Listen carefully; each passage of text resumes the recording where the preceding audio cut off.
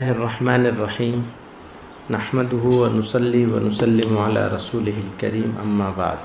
आज की इस खूबसूरत मजलिस में बहुत सारी बातें जानने को, सुनने को और सीखने को मिली। ऐसा मौका कभी कभी आता है जब ऐसी मजलिस हो जिसको ये कहा जा सके कि ये रियल भारत है, असली हिंदुस्तान। तो भारत के इस कोने में जो भारत के सर का ताज है, वहाँ बैठकर हम आप लोगों के रूबरू हैं। बहुत सारे बात करने वाले बुज़ुर्गों ने, काबिल लोगों ने दर्शन की बात करी, तो दर्शन तो मुझे आप लोगों का मिला है। मेरे लिए यह सौभाग्य की बात है कि ऐसा मौका कम मिलता है। वो मौका पूंछ वालों ने और मौलाना सईद साहब ने मुझे प्रोवाइड किया। इसके लिए मैं इनका भी और आप लोगों का भी आभारी हूँ, शुक्रगुजार हूँ। यहाँ पर हमारे सिख भाई बहुत सारे मौजूद हैं और बहुत सारे लोगों की बात सुनने को मौका मिली। इनकी बात सुन रहा था तो मेरे दिल में ये ख्याल आ रहा था कि ये वो बहादुर कौम है जिसने मुग़लों से लेकर अब तक किसी के सामने सर नहीं झुकाया। ये साबित किया कि ये सर कट सकता है लेकिन झुक नहीं सकता। मुसलमान इस मुल्क के लिए नया नहीं है।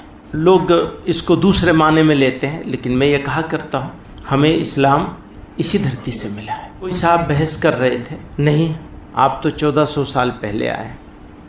मैंने कहा आप सनातन धर्म की बात करते हैं, हो सकता है जितनी बातें हमें सनातन धर्म में नज़र आती हैं, कुछ बातें ऐसे ज़रूर हैं जिसके ऊपर हमारे और उनके बीच में डिफरेंसेस पाए जाते हैं, लेकिन डिफरेंसेस को सेकंड फेज़ में बात करें और फर्स्ट फेज़ में उनकी बात करें जो सिमिलैरिटीज़ हैं, तो हमें ऐसा लगता है यही इस्लाम होगा। और अगर ये इस्लाम होगा और हो सकता है तो फिर सबसे पुराना इस्लाम ही हुआ, सनातन धर्म हुआ, इस्लाम हुआ। जहाँ हम एक चीज़ को, समानता को ढूंढ सकते हैं, वहाँ हम डिफरेंसेस को पहले ढूंढेंगे या समानताओं को पहले ढूंढेंगे। तो समझदारी की बात तो ये है कि जो चीज़ें समान हैं उनको पहले बात करी जाए, उस पर पहले डिस्कशन किया जाए। अगर उन पर पहले डिस्कशन होगा और उस पर इत्तेफाक हो जाएगा तो जिन बातों में डिफरेंसेस हैं वो तो ऑटोमेटिक बैक बर्नर पे चली जाएंगी। मैं ये बात कहता हूँ कि मुसलमान के लिए ये हमारा सौभाग्य है कि हमको ये धरती मिली है। परवरदिगार ने, मालिक ने हमको यहाँ पैदा किया, कुछ सोच समझ करके हमको यहाँ पैदा किया होगा। ये हमारी कर्म भूमि है। जब ये हमारी कर्म भूमि है तो हमारे लिए सबसे मुक़द्दस जगह है, सबसे पवित्र जगह है। इसकी रक्षा करना, इसकी हिफाजत करना, इसके मान सम्मान को बचाना। इस्लाम सबसे ज़्यादा जो बात पे ज़ोर देता है वो ये देता है कि कॉन्फ्लिक्ट से बचो, एराज़ करो, अवॉइड करो। तो हम अपने इस्लामिक कर्तव्य के तहत, इस्लामिक ज़िम्मेदारी और फ़र्ज़ के तहत हर तरह के कॉन्फ्लिक्ट से अवॉइड करना चाहते हैं।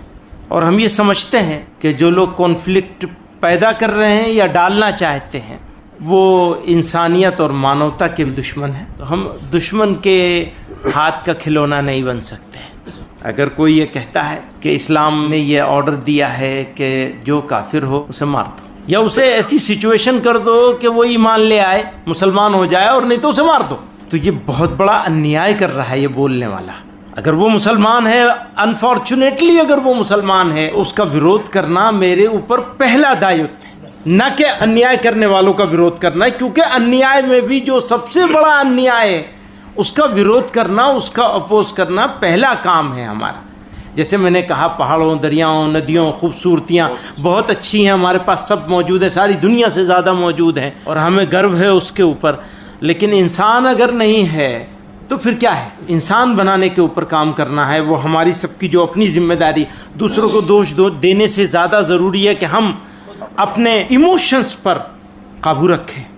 हमारे भी इमोशंस हैं, बहुत कुछ बोलने का मन करता है, लेकिन ये देखते हैं कि इमोशंस का इजहार अगर हम करेंगे, इमोशंस को अगर हम प्रकट कर देंगे तो उससे फ़ायदा कम होगा, नुकसान ज़्यादा होगा। बड़े नुकसान से बचने के लिए छोटा नुकसान बर्दाश्त कर लेंगे, लेकिन बोलेंगे नहीं, वरना सुनेगा कौन मेरी चाक दामानी का अफसाना, सुनेगा कौन मेरी चाक दामानी का अफसाना। यहाँ सब अपने अपने पैरहन की बात करते हैं। बहुत बहुत